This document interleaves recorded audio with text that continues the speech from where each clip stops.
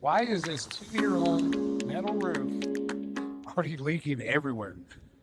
Well, when you pay this much money for a metal roof, you think it would not be leaking. This is probably 120,000 square feet of metal roof. It's only 2 years old, yet they have leaks everywhere. The main reason was improper installation.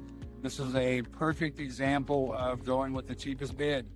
Especially on a brand new metal roof, all of the seams should line up pretty close. The main culprit right here is a couple of things. One is ridge, and if you can see down here, that ridge is already lifting off because they used too small of the screws. This area gets a lot of wind because it's facing southwest, and just gets a lot of winds. We need to put a little bit bigger screws in here. Then we're also going to go over with the master grade. But then the other problem, the other culprit is down here in the valleys. All they did was overlay the original valley, and they didn't use proper closures. And the closures that they did use, and I know I'm speaking roofing terms, but basically wherever the little ridges come up, there should be a piece of foam in there that closes it off from the weather. And needless to say, we got to do a big repair up here.